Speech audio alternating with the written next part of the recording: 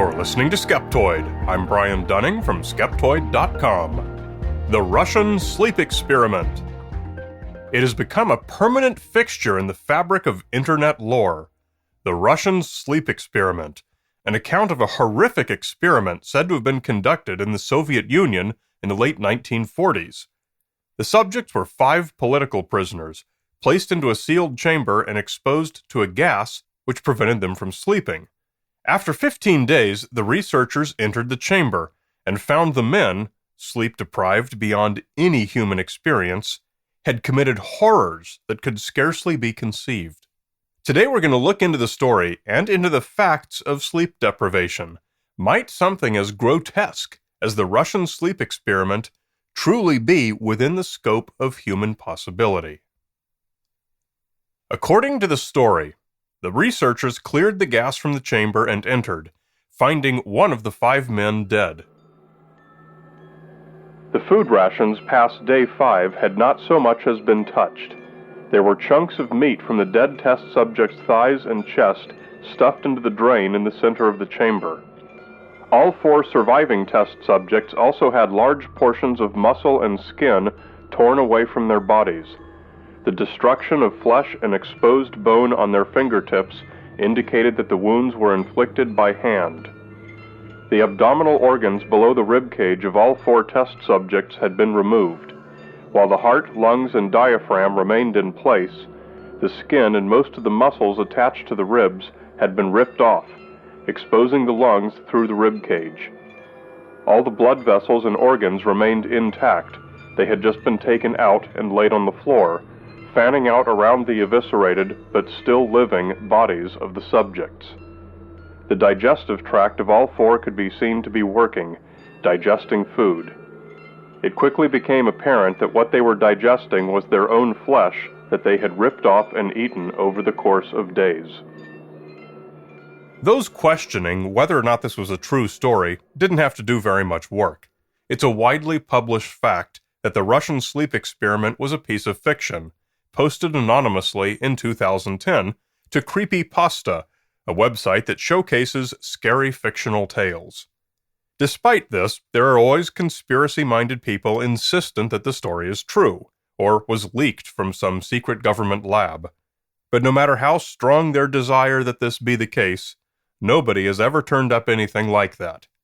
Sometimes, a creepy story is just a creepy story. But that's not the interesting part. The interesting part comes when we ask whether the story is plausible. What would happen to people if they were forcibly deprived of sleep for that long? Would they go crazy, attacking and eating each other like zombies? Let's open our books of medical research and see how close to the truth the Russian sleep experiment might be. We're hampered by the fact that experiments like this are unethical and would be hard to conduct today, so there isn't a lot of research out there. But fortunately, we are saved by the patron saint of unethical human experimentation, the military. Most world powers would love to have super soldiers who can be active 24/7 without a vulnerable period of daily sleep, so most of them have invested in experimentation. During the Battle of Mogadishu in 1993, American Special Forces battled Somali fighters who chewed khat, a plant that is a powerful stimulant. This allowed the Somalis to be ready to fight at any time and to remain active well past the time the Americans became fatigued. The world's militaries took note. In 2008, the Pentagon released an independent study commissioned by their Office of Defense Research and Engineering, titled simply Human Performance. It said that 86 different drugs have been tried.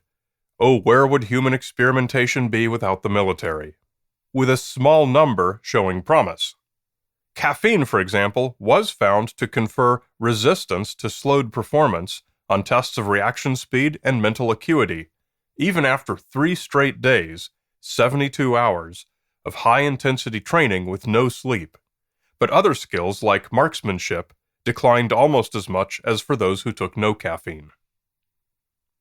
The importance of this to potential combat situations is clear, and from that perspective, it's entirely plausible, in fact, almost certain, that something like the Russian sleep experiment would have been tried. The Pentagon report also describes results of a psychomotor vigilance test, which is where you react to a visual stimulus on a computer screen by pushing a button or doing some such thing. In unspecified testing, subjects were allowed either unrestricted sleep, or 8 hours of time in bed per day, or 6, or 4, or 0. The test ran 14 days. Subjects allowed 8 hours in bed, which seems ample, still scored 3 to 4 times as many errors on the tests after 14 days than did the unrestricted subjects. The 6-hour group scored 11 times as many errors. The 4-hour group scored 16 times as many. But what about the group that was allowed no bedtime at all? Well, that experiment was terminated after only 3 days, at which time that group was also making 16 times as many errors as the unrestricted sleepers. Another test found that elite Army units who slept no more than 3 hours a night over a 53-hour field combat exercise scored several times worse on the tests than did people who were drunk. Clearly, you don't want to be a sleep-deprived soldier. Or an astronaut. Research done in China in 2015 tested the effects of sleep deprivation on astronauts in simulated environments. After 3 days of sleep deprivation and confinement, astronauts were run through a battery of tests. Their psychomotor skills were greatly diminished, but their perception and their judgment changed to a much smaller degree. But these people all stayed awake no more than 3 days. Russian sleep experiment subjects are said to have gone 2 full weeks. About the closest thing to this time span in the non-fictional science literature was an experiment in 1968 that subjected 4 young men to 205 hours of enforced wakefulness at the UCLA Neuropsychiatric Institute. Psychophysiological tests were given 4 times a day, and scientists noted their mood, behavior, and other indicators around the clock. Personality and logical thinking tests were administered. After a few days, they began having increasing lapses, periods where they would appear to sleep for a few seconds even with their eyes still open, then jolt awake.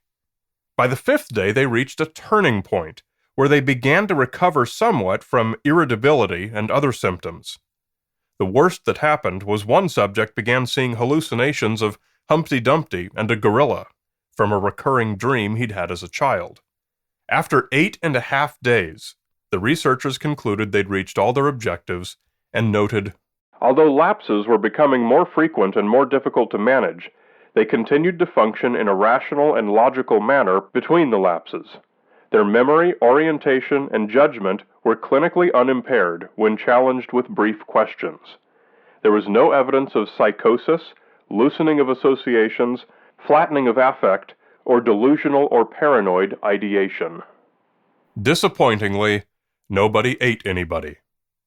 Neither did young Randy Gardner, a 16-year-old who set a Guinness World Record in 1964 by staying awake for 260 hours while under constant monitoring. Gardner suffered no ill effects other than irritability, paranoia, memory lapses, and trouble concentrating. Several other people are documented to have broken Gardner's record, but Guinness stopped this category due to the perceived health risk. Healthy people don't seem to have any serious problems when sleep deprived. But what about unhealthy people? There are at least 2 pathologic conditions that can interfere with or even eliminate the ability to sleep. One is a condition called Morvan's syndrome, though it's very rare with fewer than 20 cases known. It affects the central nervous system and seems to be caused by abnormal antibodies that affect voltage-gated potassium channels in the cells. This results in severe muscle cramping and twitching, plus pain, weight loss, excess sweating and salivation, and waking dreamlike hallucinations. Patients may fall into what's been described as sub-wakefulness. They may sleep as little as 2 hours per day, or sometimes not at all. Encephalograms indicate they never reach slow-wave sleep, but rather they go through much of the day with their EEG showing persistent stage 1 in-REM sleep, non-rapid eye movement sleep, with many brief lapses into full REM sleep even while apparently awake. They have autonomic activation episodes, basically sleepwalking and performing activities while not aware of it. This extreme lack of normal sleep is called agrypnia excitata. Morvan's syndrome has generally been found to be treatable with steroids, with recovery taking place within a couple of weeks. The other condition is more frightening. It's called fatal familial insomnia, and as its name suggests, it is an inherited condition that affects families. Those with the defective dominant gene pass it along to half their offspring, and it is always fatal, with no cure. It is a prion disease, in which a defective protein self-replicates, builds up in the brain, and converts brain tissue into a useless spongiform mass. This brain damage is what causes people with FFI to have the symptoms and ultimately die. The effects usually appear in middle age, and the average survival is 18 months after the onset. The first symptoms are confusion, paranoia, memory loss, and insomnia, followed by panic attacks, hallucinations, and increased insomnia, and finally progressing to unresponsiveness, total sleeplessness, and complete dementia. The patient often remains in this terrible state for several months before death. Fortunately, FFI is extremely rare, having been identified in only about 40 families worldwide. So whether the sleep deprivation is the result of disease or is imposed by circumstances, in neither case do patients eat people or otherwise experience radical changes in personality or value systems.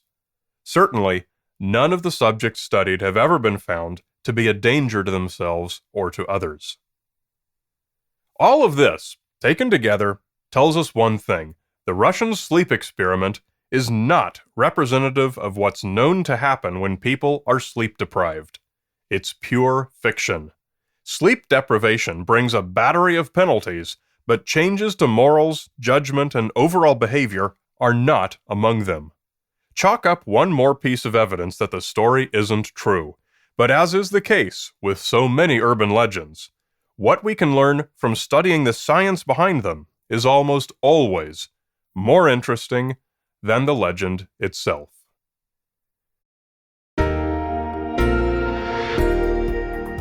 Please become a member if you're not already. Come to Skeptoid.com/members. You can get all kinds of free stuff. You can get extra content emailed to you every week. And remember, we're a listener-supported organization. You're listening to Skeptoid. I'm Brian Dunning from Skeptoid.com.